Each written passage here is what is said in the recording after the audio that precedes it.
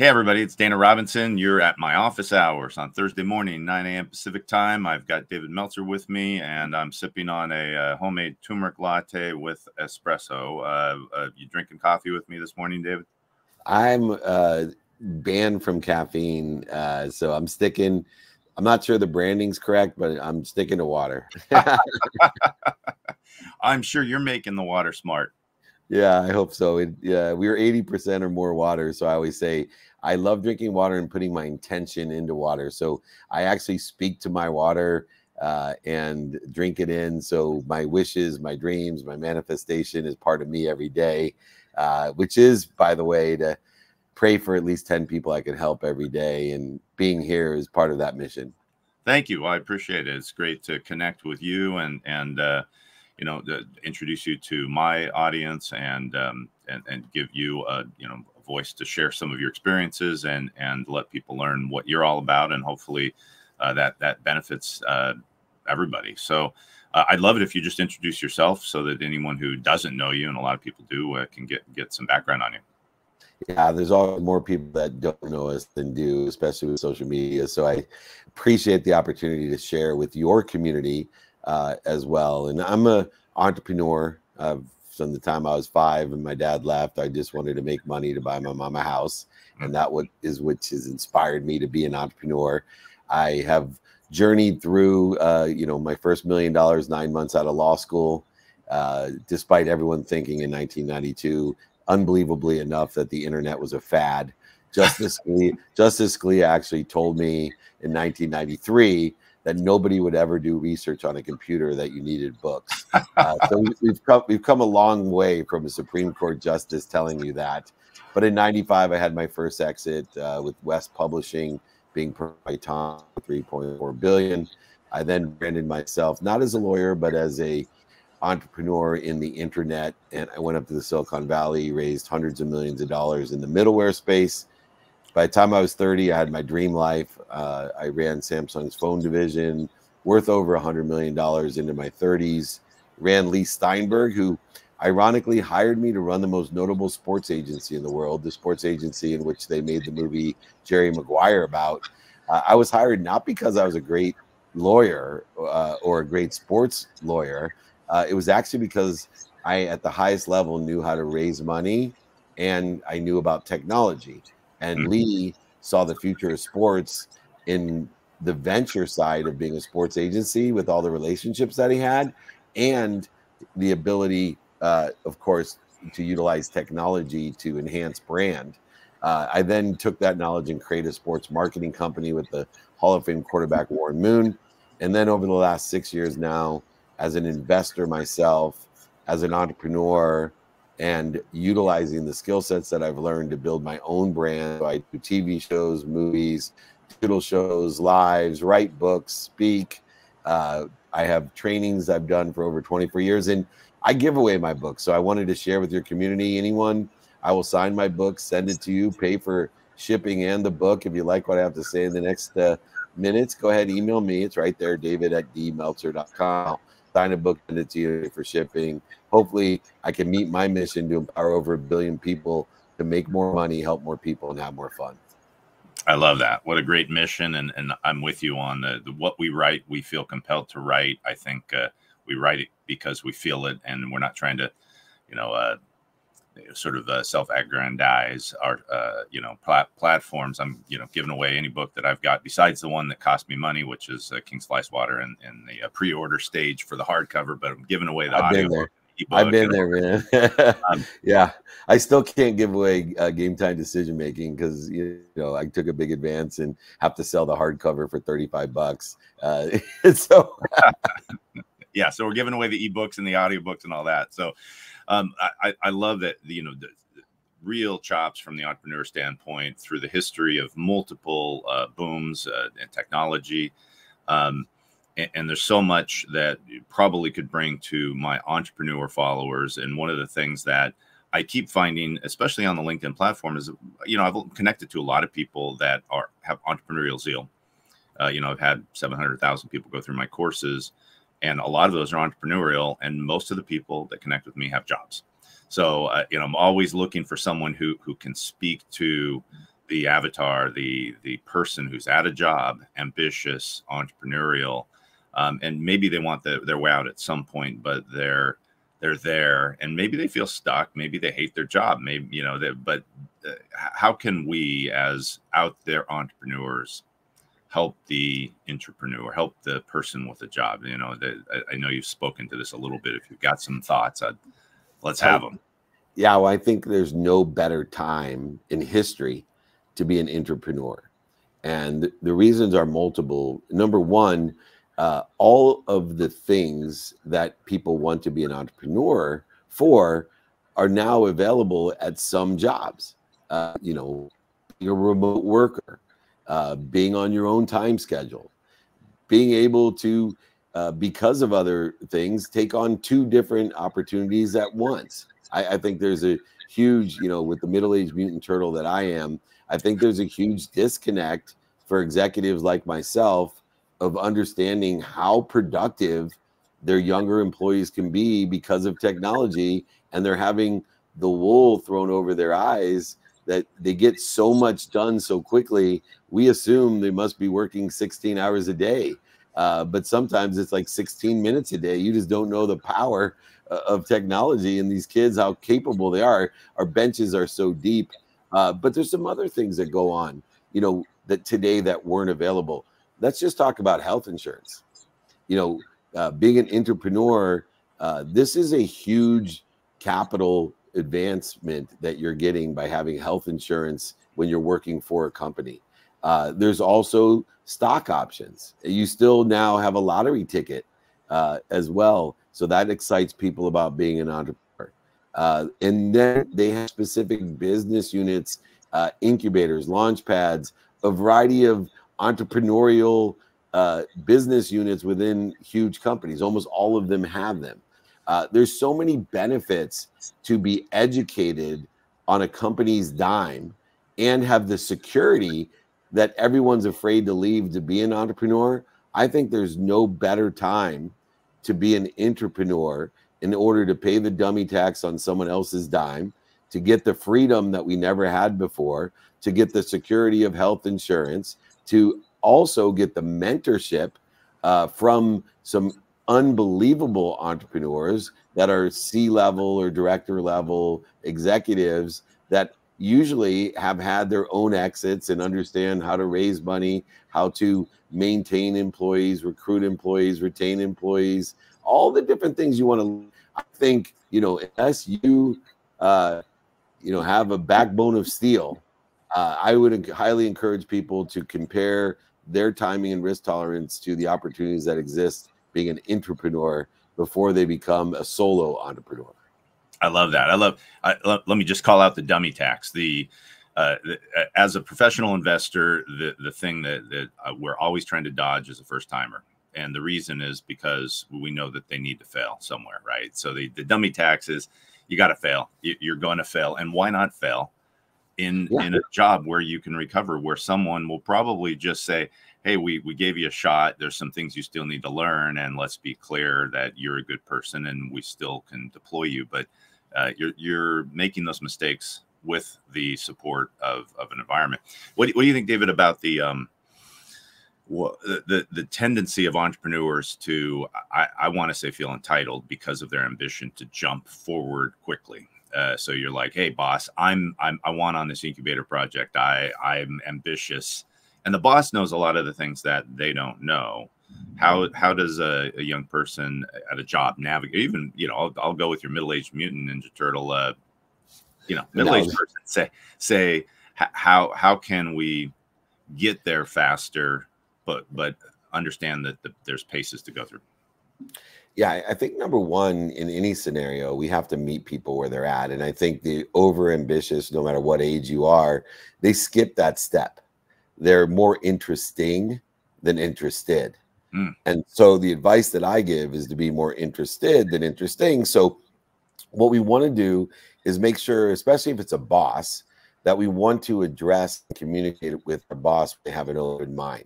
It's one of the biggest, simplest mistakes that people make is they try to meet someone where they're at, but they're so ambitious and so excited, they just overlook the fact that this isn't a good time.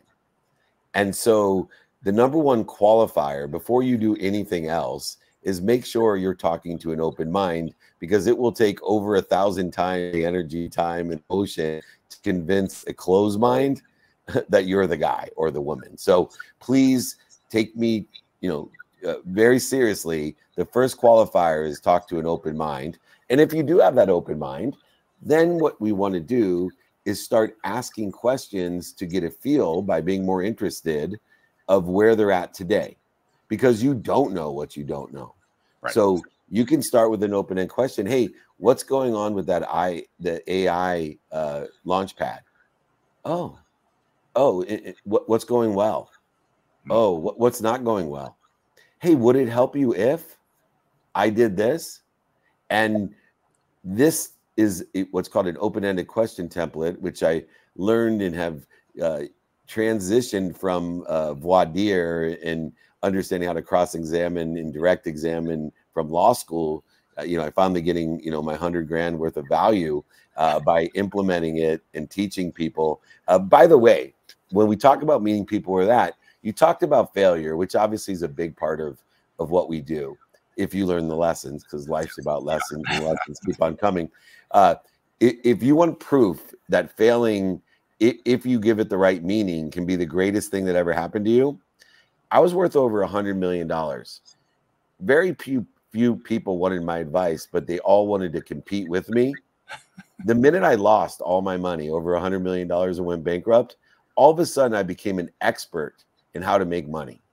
And the biggest CEOs in the world, the chairmen of the top 10 companies, I coach, right? I give advice to, because I have lost over $100 million. It wasn't that I went to law school and business school and made $100 million that impressed people. That just made them want to compete with me. It wasn't until I learned the lessons of what it took to lose $100 million and what I would do differently, that everybody was interested in having my coaching, business advisory, and consulting. And so if you do fail and you're an investor like me, I love to start with, where's the gratitude in your failure? Where's the forgiveness in your failure? And most importantly, accountability to me is, okay, tell me this. What did you learn by being responsible for the failure? What have you learned from attracting the failure? And did you learn from the participation in the perception of failing? And if I find an entrepreneur who has gone bankrupt, or the company went under, that is grateful, forgiving, and has learned a lot from those three aspects of accountability, I am so much more excited about investing in it, because they've already paid the dummy tax and I don't have to pay it. Yeah, 100%. Fundamentally, there's two kinds of failure that I've experienced both. The one where you blame outside forces on everything. And it's easy to do, because often failure, there's a catalyst. It's a black swan event that brings this, and you're caught, with your pants down, or whatever the colloquial phrase is, or the failure where you take full ownership and responsibility. This is where you actually have agency, and where you say, I will control what I can't control. I'll be responsible and own this entirely. And that's the beginning of being able to fail forward, to fail properly, and for that failure to become the lessons that your future investors and partners are going to be able to embrace you around, right? It's no one's fault, right? There's no one to blame. There's no one to come save you. You're responsible, and you own it. Well, look at real estate, for example. I have lost more real estate than most people will ever own in their lifetime, because I don't limit myself in success or failure with this image, because I'll never overachieve my own self-image. But there was a simple lesson that I learned from losing so much real estate. It was, moving forward, I'm not going to buy any real estate that I can't afford to hold for life. So that if I don't have an equal security to make sure that I can own a property for life, because historically, from the inception of the Declaration of Independence, all laws in America were meant to protect the landowner. And we have enough historical analysis in real estate to realize that if you don't have to sell real estate, you always make money from it. If you don't have to sell it, where you get in trouble is when you have to sell it. And so being able to make and learn that lesson, I was quickly able to make back the money that I lost in real estate with a simple lesson that cost me over $100 million to learn. I love that. Yeah, and I'll echo that lesson. I held apartment complex. I had 100 doors, held them through the crash and slowly petered them off. But I was in a pinch through that entire time, and that was a long decade. And I've held. I'm at 8 doors that I can drive to and look at and shake the hands of my tenants and deal with the problems. So I'm gonna hold those for life. That's nice. Yeah, my mom used to say, so sweetheart, because I see my mom. I talk to her every day, but I see her every week. And she was like, so how's this week during that period? I'm like, Mom, it was a long month this week. I'll just tell you that. Yes, it was. Yes, it was a long decade that year. Yeah, exactly. I feel you, my friend Dana. 100%. Well, to sort of wrap up the kind of theme, you got a job. If you're listening to this, watching us talk about entrepreneurship and millions of dollars and losing more money than we've ever made and losing more real estate than most people have ever owned, these are the reasons often that people should take advantage of being at a job. You're at a job, you want to be an entrepreneur, you want to sit where we're sitting at some point. Great opportunities inside your job. I think curiosity, maybe if I was to sum up with your earlier comments about how do you become, leverage all the tools at your disposal, it's not asserting yourself, trying to look great, trying to look interesting. That interested is really all about curiosity, isn't it? Yeah, and very much in aligning your capabilities, skills, knowledge, and desire with what you learn, because in order to provide value, there's only 2 ways we provide value in life and in business. Give people more of what they like, or take away some or all of what they don't like. That literally is the only way you can provide value. So if you don't know what's going well or not going well, what people like or don't like, it gets very difficult to truly provide a quantifiable value and amplify it with the subjective value as well, with the emotional context of, people will hire and buy on logic, but for emotional reasons. And, getting into those emotions of like and dislike, challenges and successes, we have a great capability. I will add one thing, Dana, in the aspect of what you're talking about in learning. One of the biggest mistakes people do when they are working for a company is they put their attention in intention outside of the company. And this is not how you get there. The best piece of advice that I got, and I share with everyone, is if you want to have a side gig, a second business, if you want to learn as an entrepreneur to create your own entity in business someday, then lean into what you do.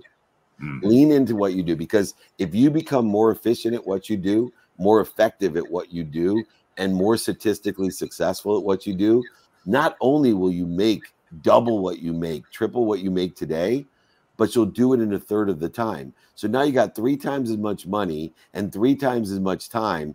Now we're talking about starting on the right foot when you start your own business, and you've learned. What happens if you don't? You end up with half as much money, half as much time, and then you end up failing statistically because you don't have enough resources in order to effectuate the overnight success, which takes about 17.5 years to achieve on average.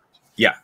So one of the great American authors said that it was in a fiction, but it was most people go broke very slowly and then all at once. Yeah, success the same way. And success is the same. It's the 10-year overnight success. The success comes very slowly and then all at once. And wisdom, the sort of corollary to financial success, at a job, this learning that feels like you're clawing along one lesson at a time on LinkedIn Learning. This is a very parallel. Very, you get wise slowly, and then all at once you're going to wake up and be like, why am I the smartest guy at this table? And you'll realize that you've been paying your dues with that diligence and learning and ambition, channeling that, and you'll be the entrepreneur that becomes an entrepreneur. Yeah, if you want to shorten the distance between the good behaviors that you're disciplined, consistent, and persistent with, and the outcomes that you want or better that you desire, if you want to shorten the distance between behaviors and outcomes, you will need wisdom and faith. And so make sure that you're more interested than interesting, and that you have a positive perspective, that you will get there. It just comes slowly and then all at once. Wisdom and faith will get you there as an entrepreneur, to become an entrepreneur, and to have and make a lot of money, to help a lot of people and have a lot of fun, which is why I keep writing books and giving them away. David@dmeltzer.com. Happy to do so for anyone in your community. Make sure, I've seen the LinkedIn learning stuff that you do. It's a gem, it's gold. And you want to know the fastest way to get to where you want to be, find someone like Dana and ask him for directions. He gives it away for free. So thank you, my friend. I appreciate it. Thank you, David. Appreciate it. Hey, everybody, have a great day.